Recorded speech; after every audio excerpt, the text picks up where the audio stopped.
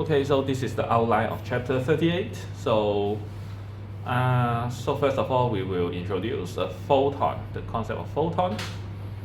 And actually, you learn the EM wave in chapter 33. So you know for the light or any other wave, electromagnetic wave, so actually it has some property of wave. And also it has some property of a particle, like the pressure, also in chapter 33. And here, the physician in that year proposed an idea called a photon, which means that which is like a particle of the light, and it carries the energy in that particle. So it is called a quantum of light, And then we will introduce the photoelectric effect, so which is some algebraic equation, which is quite simple. Then we will talk about the photons, momentum, and Compton scattering. This is Compton, which is not quantum at all.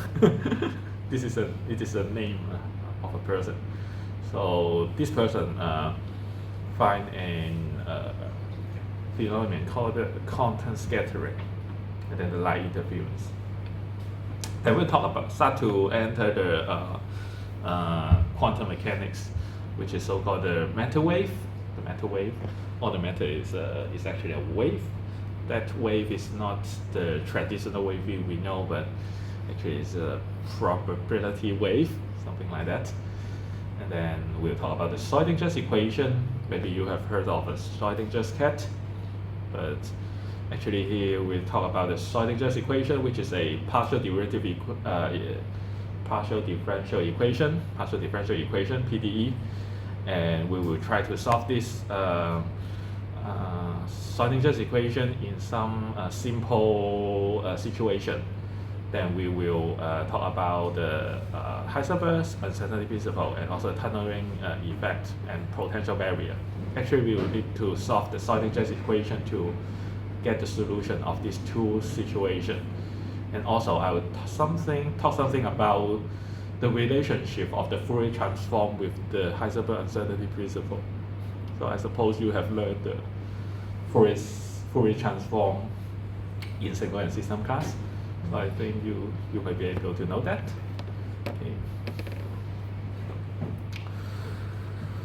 Okay, so here we introduce the concept of photon. So in 1905, Einstein proposed the electromagnetic radiation, or simply light, is a quantized and exists in elementary amount. That time he called it quanta, that we now call photons. But it's just a name, so it's nothing special. But you see, quanta and quantum, something like the singular form and plural form. So quanta, quantum, and now we call it photons, 光子. And then according to that proposal, the quantum of the light wave of frequency f has the energy. This is the energy of the photon, and then equals to this h times f. H is the well-known constant called the Planck constant. Very small number, 6.63 times 10 to minus 34 joule second. And if it is in EV 4.14 times 10, but I seldom use this one. Usually I remember this as 6.63 times 10 to minus 34 joule second.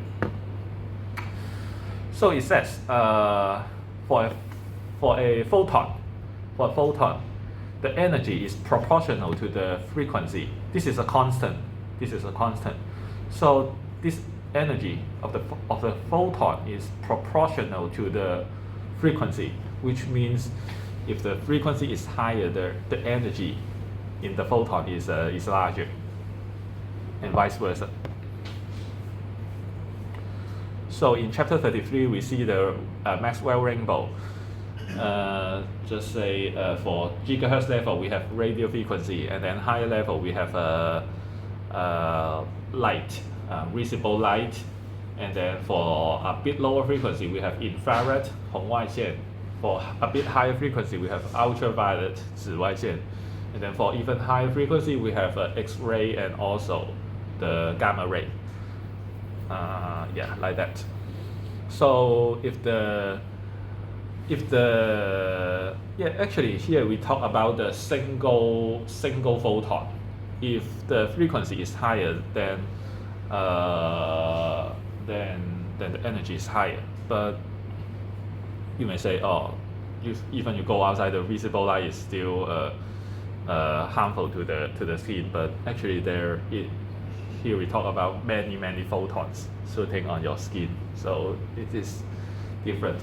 Here it only talks about the energy per single photon. Okay, so this is H. So some of the equation we will use H, and also we will use another accompany one called the H bar. This one is called H bar, which is called the reduced Planck constant. So it is defined as H over 2 pi, H over 2 pi. So this is a definition, H bar, which is H over 2 pi. So for quite a lot of equation in this chapter we describe, if you use H bar, the equation will look much more elegant. And if we use H bar in this equation, we will have H bar times omega, because or omega, HF. So we can have H over 2 pi times 2 pi f. So this one is H bar, this is omega. Okay, so this is another way to write it like this. Okay, so here we have a sample problem. Okay, so it says sodium vapor lamp 就是钠的灯啊，钠的蒸汽灯啊 is placed at the center of a large sphere that absorb all the light reaching it. So the rate at which lamp emits energy is 100 watts. Assume that the emission is entirely at wavelength of 590 nanometer. What are the rate? At what rate are the photons absorbed by the sphere? Okay, so here, the rate is like a rate emit. Rate emit is the total power. Is the power emitted. The power, which is 100 watt, and then over E. E is the energy per photon. So it asks you the weight means that how many photons is absorbed. How many photons are absorbed. So P emit over HF. Okay, and then F is something like if we still remember C equals F lambda. Actually, we know the wavelength rather than the frequency, so we can have lambda equals C over F, which is like E emitted, and then times here it changed to C over lambda. So we have lambda here, and then HC. So we can plug in the values. P emit is 100, and then lambda is 590 nanometer, 10 to the 9th power. 10 to the minus 9th power. And then here, H is 6.63 times 10 to minus 34. And then times C is 2.998 times 10 to the 8th power. So we can calculated to be 3.97 times 10 to 20 photons. Photons, not photons. Photon per second. So this is the rate absorbed by the sphere. So this is pretty easy, I think. Okay, so the next we talk about the photoelectric effect, 光电效应. So here it says an apparatus, 一个仪器 used to study the photoelectric effect. So this is the apparatus. So the incident light shines on target T. So here, this is the target, 就是那个靶嘛. And then here, this is the incident light, 入射光, 入射光. So the incident light is from the right side shooting to this target, And then here we keep this region vacuum, 这里是真空的. And then this is the quartz window, 石英的窗户, 让它可以打进来. And then and then it says the incident light shines on the target T, ejecting electron. After the incident light shoot to this target, then there it will shoot out some electron. And then which are collected by collector cup C. So C, this one is actually a cup to receive the electron, because if you just ignore the light, you can see here this is a battery, and this is a resistor, tunable resistor, which means that you can assign a voltage at this point. And maybe this is just like the ground. This is just like you can simply assume that this node is the ground.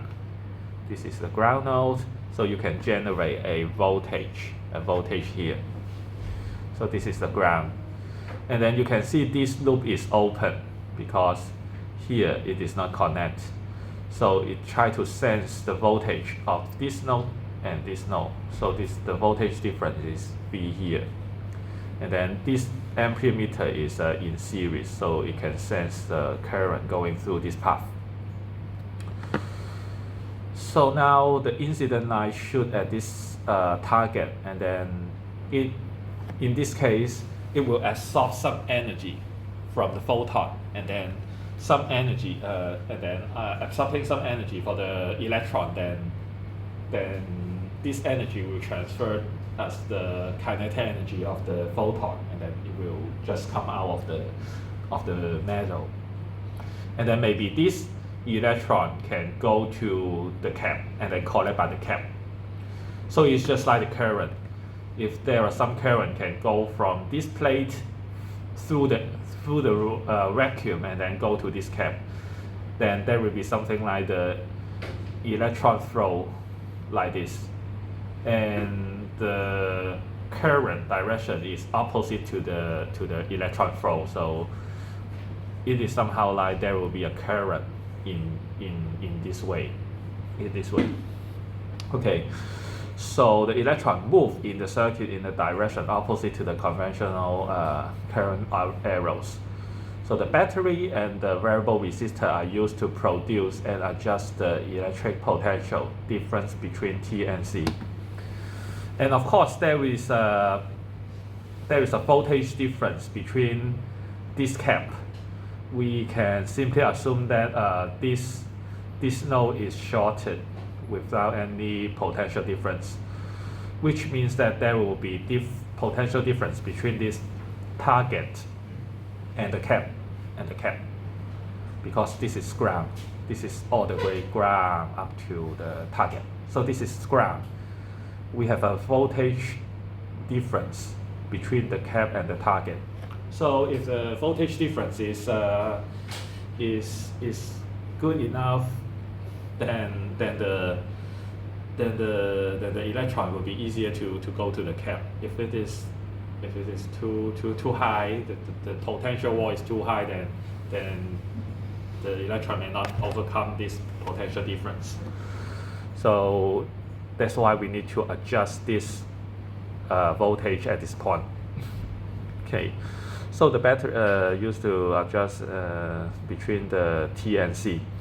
So we then vary V until it reach a certain value called the stopping potential, V stop, which means that if V is high enough, then there will be no current going through this loop. There will be no current going through this loop. And this potential or this voltage, we call it V stop. And at which point the reading of the meter A has just dropped to 0 when V equals V stop. The most energetic ejected electrons are turned back just before reaching the collector, because this is like there is a E field, this is the E field. The electron with some energy going to the right side, but there will be Coulomb's force acting on this electron, as the electron is a negative charge. So the force will be pointing to the opposite sign, the Coulomb's force. So which means that even though there is a velocity pointing to the right side, it will somehow like decelerate. And if it cannot reach it, and then it will push back by this electric field, something like that. So the most are turned back just before reaching the collector. Then K max of this most energetic electron is E times V stop, because this is the potential energy of the E field, V stop E times V. If you still remember, U equals EV. U equals EV in chapter 24, if you still remember. And of course, all the kinetic energy of the electron transfer to overcome this potential energy, then it can reach the cap. So we have K max equals E times V stop. At this moment, the potential difference between them is V stop. Okay, so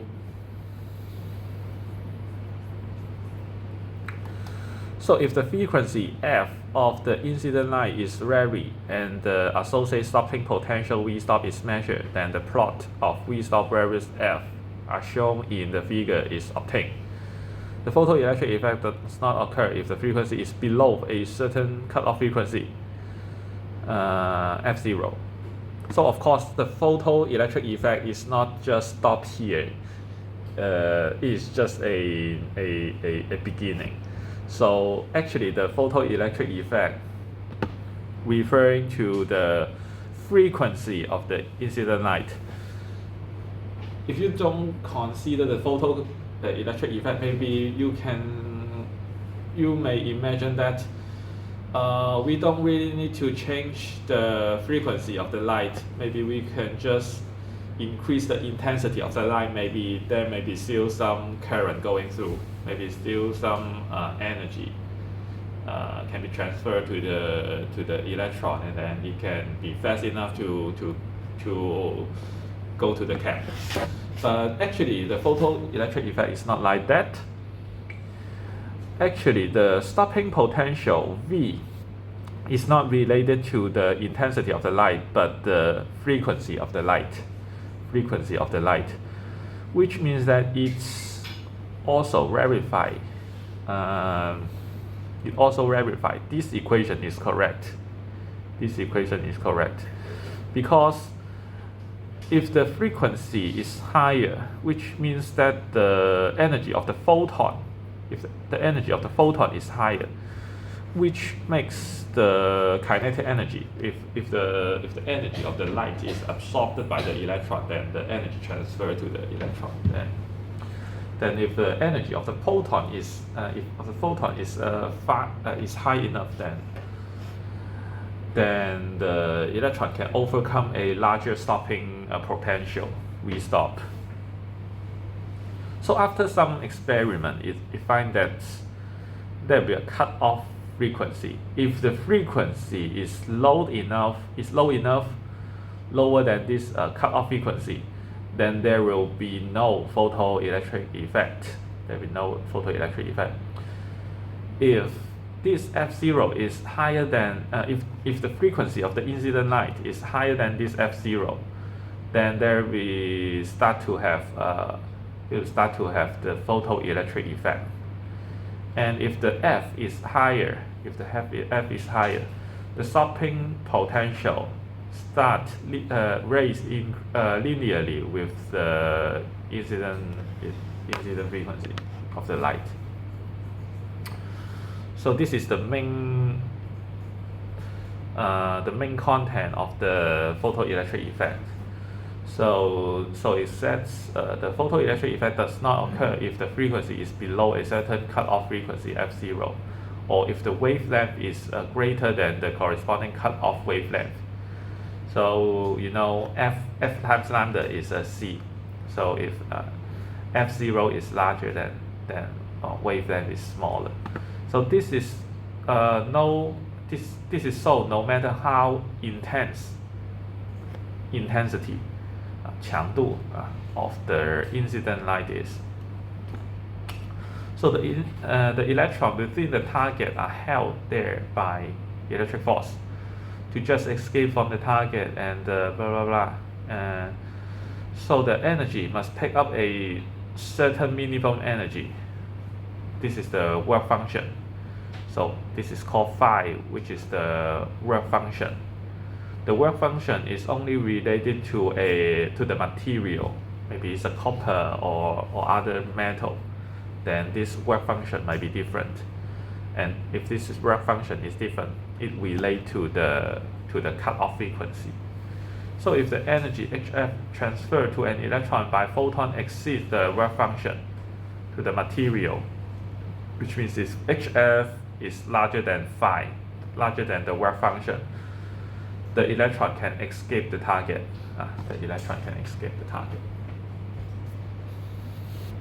So here we have this equation called HF subtracting this work function will be the kinetic energy. So this is the energy of the photon. And then this is the work function to overcome the attraction of the material. And then after subtracting this work function, then the energy will be the kinetic energy of the electron. So in that case, we can just fit a line for this result. We have V stop equals H over EF minus phi over E.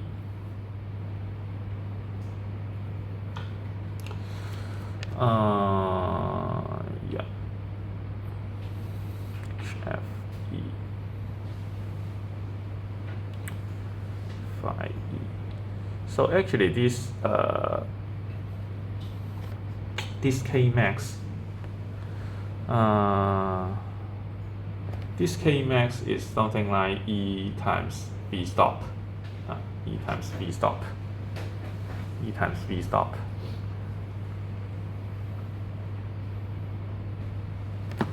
If we just plug in Kmax equals V stop here, and then we can move over this phi, we can get HF minus phi equals E times V stop. And then we divide E on both sides, then we will get V stop equals H over E times F minus phi over E.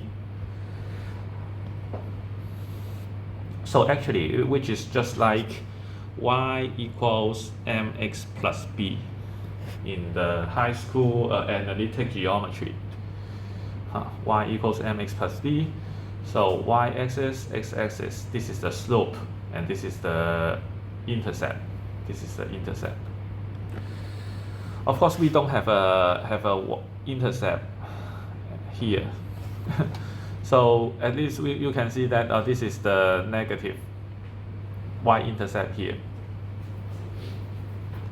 And you can see this is v stop, so this is like the y-axis. This is f, like the x-axis.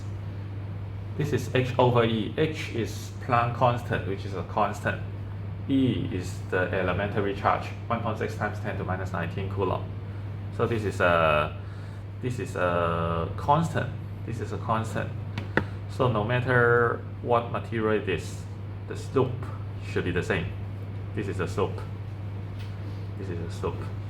And then the intercept here, this is E, still a constant, but this work function related to the material.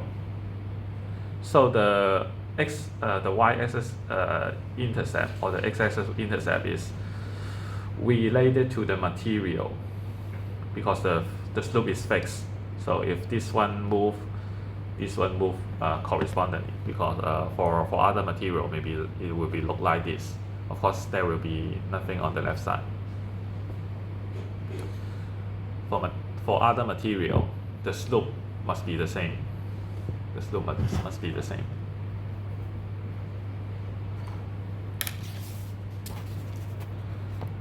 So this is the photoelectric effect, which worth a Nobel Prize. Okay, so let's take a look at this sample problem. So here it says find the work function phi of the sodium from the figure. Phi of the sodium, not the work function. Okay, so here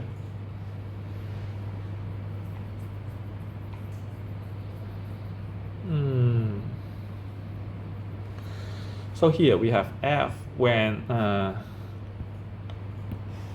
from the figure we can see that when F equals F0, we have V stop to be zero, and in that case phi equals HF0. Phi equals HF0 because you can just let F equals F0 here, so it becomes F0, and here at this time V stop equals 0, so we don't have this term. So finally E and E can be cancelled, and then finally we get phi equals HF0 like this. And then observing from the figure, we can see that H is still 6.63 times 10 to minus 34, which is a Planck constant. And then F0 here is around 5 times 10 to 14 power, 5.5. This is 5, this is 5.5. 5.5 times 10 to the 14 power Hertz. So this value is 3.6 times 10 to minus 19 joule, or 2.3 eV. 2.3 eV. So this is nothing special. The photoelectric effect is still very simple one.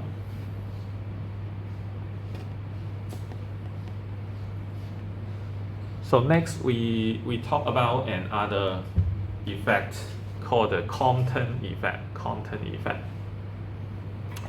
So it says in 1916, I mentioned that Einstein finished the general relativity in 1915. So after he finished the general relativity, he started to play around with the quantum physics, although he don't really like the Schrödinger's equation. Yeah, so Einstein extended his concept of the light quantum. So he played with the photoelectric effect in 1905. So he played again this concept in 1916 by proposing that a quantum of the light has linear momentum for a photon with energy HF energy HF, the magnitude of that momentum is P equals h over lambda. Oh, it's very interesting, because when we talk about the light have the duality, the 波粒二象性, which means that it has particle property and also the wave property. And actually for the particle variable, there will be some physical variable for particles. Which means we have the free vector momentum in 3 directions, and then also the energy is also the property of the particle, which means that in Newtonian mechanics, you know F equals ma, and sometimes we will write it as m times the second derivative of the displacement with respect to time, or sometimes we will write it as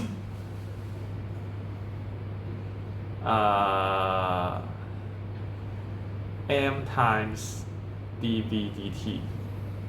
The first derivative of the velocity is the second derivative of the displacement, and if we put m inside, it will be nothing but dp dt.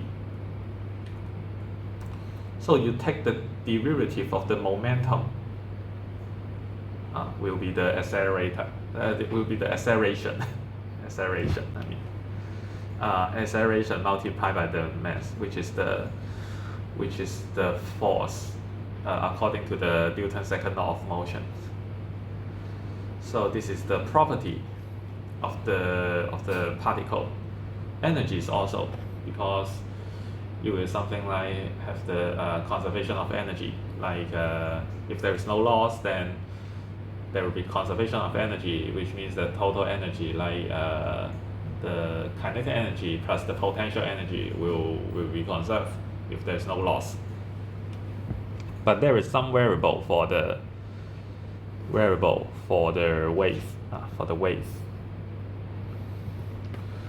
Variable for the waves will be like the wave number, and also the frequency. So if you still remember, in chapter 33, we have cosine omega t minus kx. This is the wave number. This is the angular frequency. So this is a 4 vector. This is also another 4 vector. So if you still remember, the wave number is nothing but 2 pi over lambda for the k. And of course, in 3 dimension, the k will be a 3 vector. So of course, for the EM wave, we know there is a wave property, which means that this equation describes the light or the electromagnetic wave as a wave. And of course, if you need the duality, you already assume that the light is a photon. It has some property of the particle. Then of course you should be able to define the momentum of the light. Although if you just use the mechanical the classical mechanics, P equals mv. For a photon, we don't actually have a mass. For the photon. So how to define the momentum for the photon is like this way. The energy over c. In the last chapter, we already have a sample problem. For the final answer, it asks you to represent the momentum as the energy over the speed of light, and then which is like h over lambda. And of course, you can also come from this one to this one, like P equals H lambda, which is H over lambda, and then over 2 pi, and then here 2 pi. So this one is H bar, this one is K. So P equals H bar K.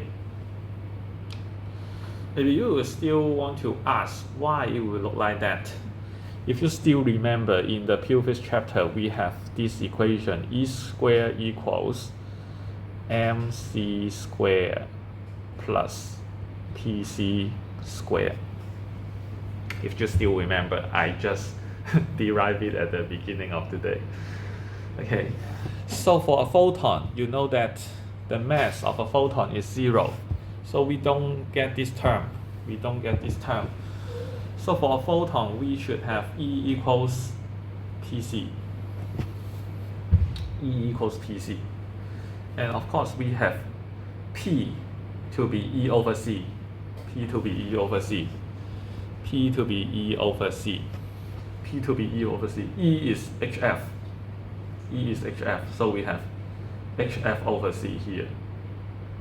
HF over C here. And C over F is nothing but lambda. So we have this equation. P, the momentum of the photon, is related to the wavelength.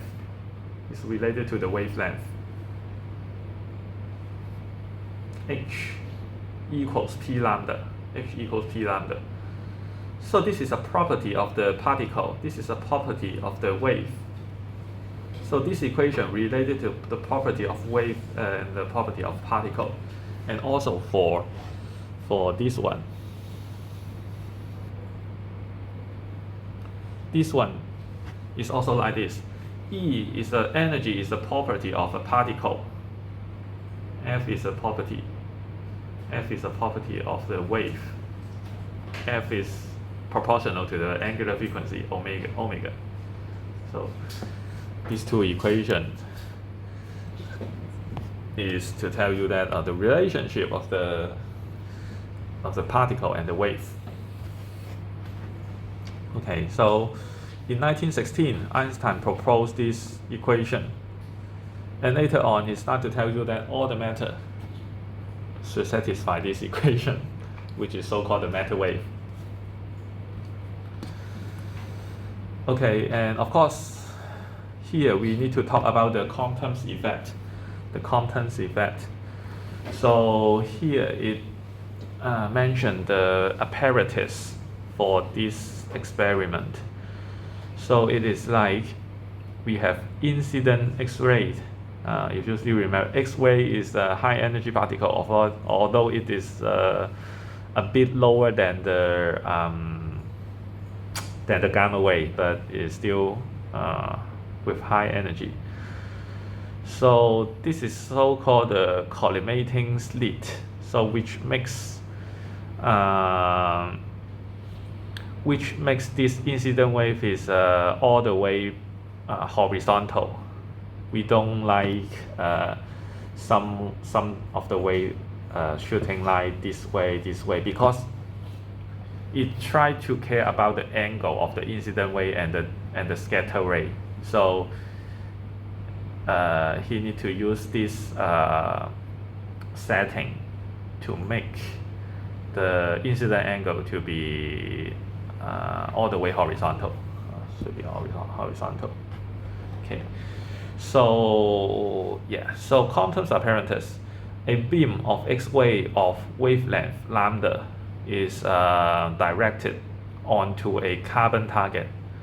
So this is a target. So it also uses some X-ray to shoot this one. Because for the photoelectric effect, it used some light to shoot the metal. Now it try to use some X-ray to shoot the carbon target. Try to use different thing to shoot different thing. And the X-ray scattered from the target are observed at various angle phi to the direction of the incident beam. The detector measures both of the intensity of the scattered X-ray and their wavelength. So there is a detector. This detector can be rotated around. can be rotated around here. Maybe it moved to here. It can detect the scatter ray with this angle, and then it's try to see what is the lambda prime of the scatter ray. Maybe next time it move to another place like this, move to here, and then it can still detect the wavelength of the wave at this angle. So it try to measure the wavelength in different angle. There is an interesting phenomenon, which is like, suppose phi is 0, which means that phi is 0, which is like the detector is placed here. So of course it will detect the frequency or the wavelength is centralized around 71 nanometer, picometer, 71 picometer. So actually, it can never be a delta function. In signal and system, if you take the Fourier series or the Fourier transform of a sinusoidal wave, then it will be two delta function, one in the positive frequency, one in the negative frequency. And of course, in the real world, there won't be delta function, so it will be like a peak here, and then there will be something around it. Okay, but at very least, we find that there is a main peak frequency around 71 picometer, which is almost the same as the incident wavelength. So next, it try to move this detector to 45 degree. Of course, you can just measure it in different angle, but here it just mentioned that if phi is 45 degree, there's some strange thing is that you can start to feel that there are two peak. One of the peak is here, another peak is here. Although this width is quite large, so that this gap is not very obvious, but at least you can see this one is higher than this point. Maybe you may think maybe this is just error, maybe it should be something like that, but actually this is not the case. This is not a measurement error. If it is 90 degree, these two peaks is separate more obviously. So this is still 71 picometer. This peak is even farther away from this 71 picometer. And if it is 135 degree, which is like this, so this is 90 degree, this is 135 degree, this is 90 degree, this is 45 degree. Okay, so 135 degree, this peak is even farther away from this 71 picometer. And of course, the diffracted, the scatter wavelength always larger than the incident light, And if the angle is larger, this delta lambda is even larger. And one point is that this one, the incident light with 71 picometer, and the scatter light has a larger wavelength, which means that the energy of the scatter light becomes smaller. So smaller energy, because the wavelength is larger. The wavelength is larger, so the energy is smaller, which means that more energy is absorbed by this target. It makes the output wavelength become larger.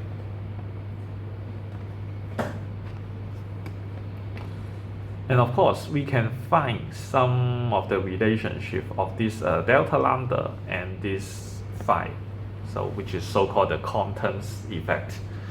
So the Compton's result for 4 value of the scattering angle phi, note that the Compton shift delta lambda increases as the scatter angle increases.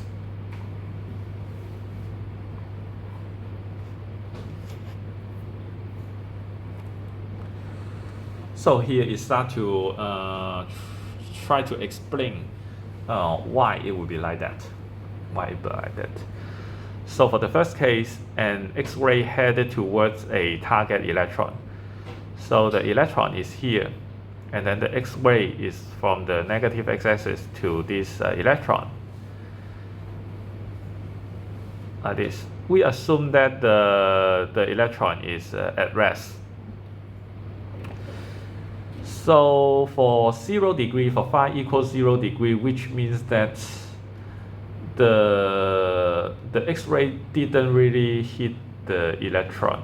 It just go through it. So the X-ray can bypass the electron at scattering angle phi equals 0. No energy is transferred to the electron. So it just go through. The wavelength doesn't really change and no energy is lost. And the second case is that, or it can scatter at some intermediate angle. If it is scattered in any intermediate angle, the energy is transferred, which is something like the conservation of momentum. Some of the momentum is transferred to the electron. So the energy, so the electron will move to this way, and then as much as it should be conservation of a momentum, then the X-ray will be scattered, and the total momentum should be pointed to the right side, because before the collision, the momentum is pointing to the right side because the X-ray is moving to the right side. And after the collision, the momentum should be conserved. So the total momentum, which is like this way plus this way. This is mv. This is p equals h over lambda.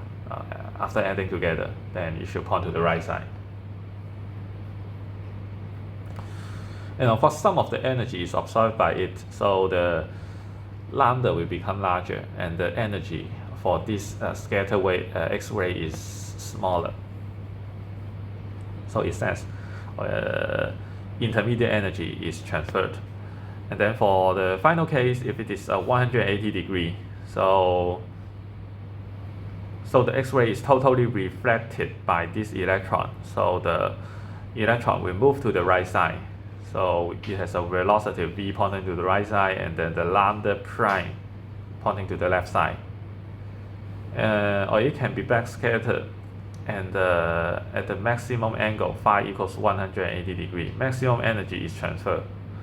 Most of for between these cases, most energy are transferred to the electron, and the wavelength of this X-ray will be the longest one between these four cases. So as a result of the collision, an X-ray of the wavelength lambda prime move off at an angle phi, and the electron move off at an angle theta.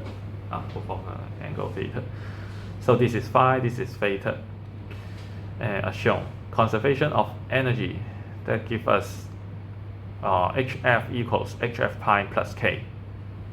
This is the total energy before the collision. Because the electron is static, it is at rest. So all the energy is this X-ray photon energy. And then after the collision, the frequency of the X-ray changes to a smaller value. So it is HF prime. And then part of the energy becomes the kinetic energy of the electron. So this is the conservation of energy. And also we need to use the conservation of momentum, to really derive this so-called Compton's wavelength, which is the delta lambda. The wavelength changes due to this scattering. And so here we have this conservation of energy, HF equals HF prime plus K, and according to the relativity, we know K equals gamma minus 1 times mc squared. So this is the relativistic kinetic energy. So so we have this equation, and then also C equals F lambda, gamma equals this one 1 over square root of 1 minus beta squared. So we can have we just put this one here, so it is hc over lambda. This is hc over lambda prime, and then we have so this one is hc over lambda equals hc over lambda prime plus gamma minus 1 mc squared. So c can be cancelled, so we have h over lambda prime plus gamma minus 1 mc. So this one comes from the conservation of energy, and the other two equation comes from the conservation of momentum. Just mentioned, we have conservation of momentum. You can calculate the initial momentum pointing to the right side all the way on the x-axis. This one, part of it on x-axis, part of it on y-axis. This one also part of it on x-axis, part of it on y-axis. So y-axis component should cancel each other. So, and the x-axis component adds up to be the initial momentum pointing to the right side. So actually this one is the initial momentum h over lambda before collision.